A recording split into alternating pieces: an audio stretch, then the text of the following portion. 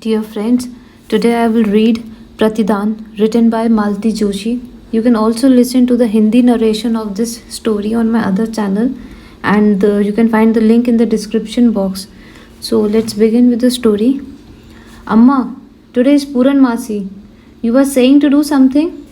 What? Is it really Puran Masi today? Yes. What happened, Amma? You don't even remember the dates now? Nahi re.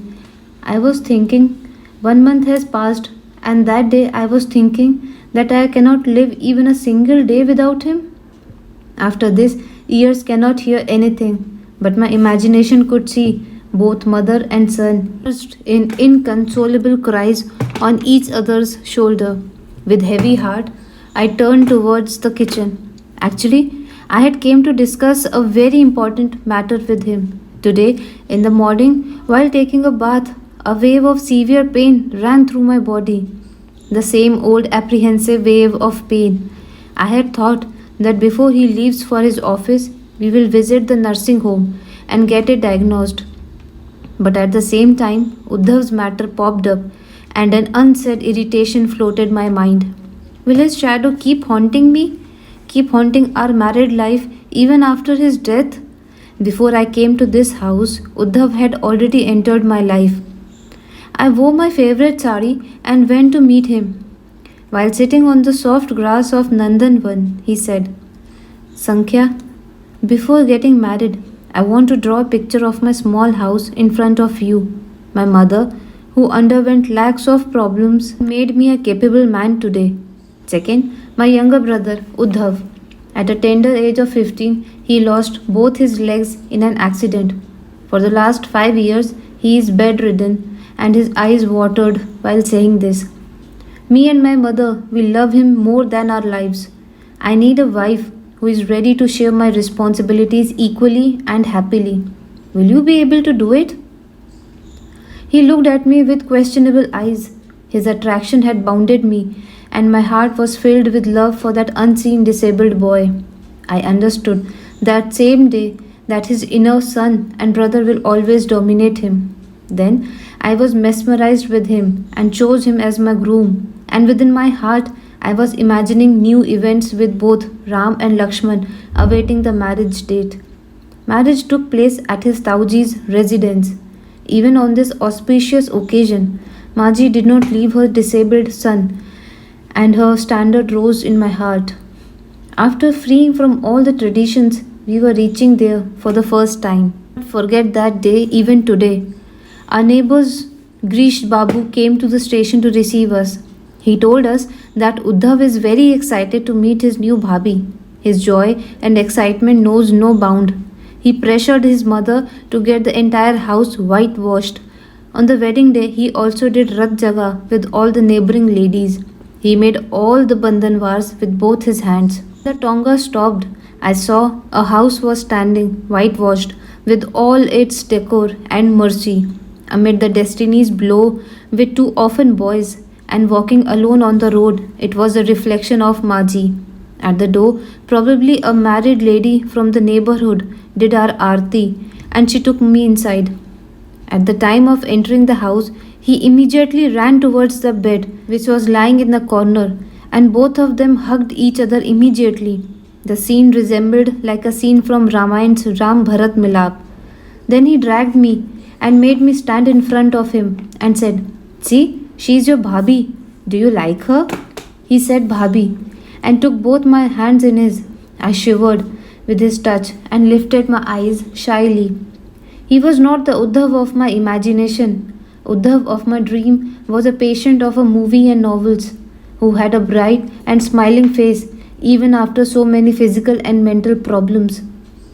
Uddhav was in front of me. He was the reality's Uddhav. He had a sad face because of being physically disabled in his youth. Pain of compulsion and lack of many things in his brought up was reflected in his skeleton like body. I was unable to accept him wholeheartedly. A Sita, a Florence Nightingale disappeared immediately. Don't know how, with which power he read my thoughts, and the heat of his hands started reducing. He left my hand and said, Amma, please make me lie down. I'm very tired. And he shut his eyes by saying this. Hearing his voice, Ammaji appeared out of nowhere and made him lie down. On his indication, I touched Maji's feet, and she simply touched my head without even giving me any blessings. A solid event of insult was there in the house. All of our dreams evaporated like kapoor. No one ever said anything to me in this regard. I always struggled to say my part, but how? After Pammi's birth, he only said, "Let us take Pammi to Amma and show her." This time, with my love and friendly nature, I won Maji's heart. Pammi was Maji's lifeline. As a repentance of my previous mistake, I was eager to take Maji with us. I knew he always wanted this. I knew, just like the specified empty corner of the bungalow, the corner of his heart was also empty. This time, didn't give a single chance of complaint to Uddhav. He also didn't show any sign of eagerness. I was doing everything out of my own will. I was happy that days are going on happily. It was fourth or fifth day, maybe. I was taking a bath. It's a small house with 2 rooms only. To take a bath, I need to close the kitchen. Then only I heard Uddhav was saying, "Ma, where is Bhabhi? She is taking a bath." "Why?" asked Maji. I was also surprised. Why does he need me? "Amma, please give me goody." There was a moment's silence. "Amma, only for a little while." His voice was filled with pleading, and probably due to this, Maji could not say no to him. Pleading made me angry. Seeing my daughter in my absence alone made me feel very bad, like someone has opened my jewelry box in my absence. I shivered at the mere thought of his touching Pammi with his rough hands. What if he had kissed Pammi with his dirty mouth? I don't know what entered my mind, and somehow I draped my sari, opened the door, and snatched Pammi from his lap, hugged her to my chest and a turn, and then my eyes contacted Maji's eye. Son's insult was reflected in her eyes. What all was there? Insult, anger, and what not? I did not have any dare or courage to look into her eyes. This was my last visit to home. He used to visit home every 2-3 months and comes back wrapped under the sheet of sorrow. Many times I felt the need to go and see him and clear all the misunderstandings, but it was like I had lost all the faith on myself. See the destiny's game. I cannot even go on his last rites. He only went, and Maji came with him. The room which was waiting for Maji and Uddhav. Maji came here alone. With her came along the dark shadow of grief. With her arrival, the house suddenly became very small and was divided into 2 groups. I was all alone. "Sandhya, how are you?" I looked in surprise. He was standing with a hand on chair's back. "I was passing from here and saw you. You were sleeping by resting your head on the dining table. At first I thought to let you sleep, but saw your pale face. Is everything okay?" "Yes. Can we visit the nursing home for once?" Of course. And he rushed out immediately. Within few minutes, we were rushing on the road. Then I remembered I should have informed Maji about my leaving, but I forgot in urgency. The moment I reached nursing home, they welcomed me with both hands, and the other moment I was in the labor room. After handing me over to the sisters, he left. For home or office, I did not know.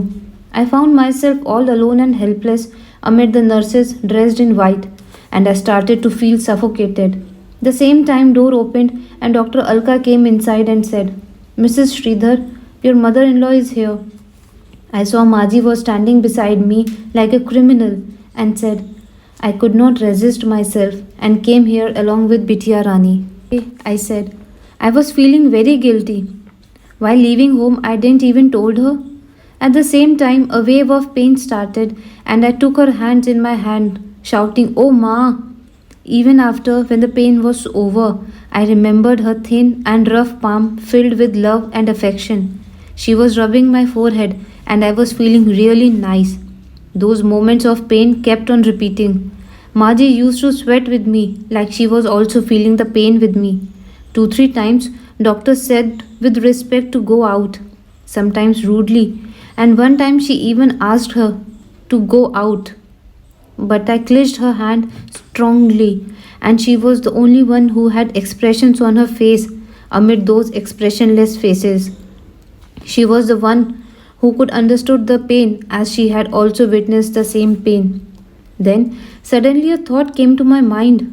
The one to whom you gave birth with so much pain, how would it feel to see him dying slowly?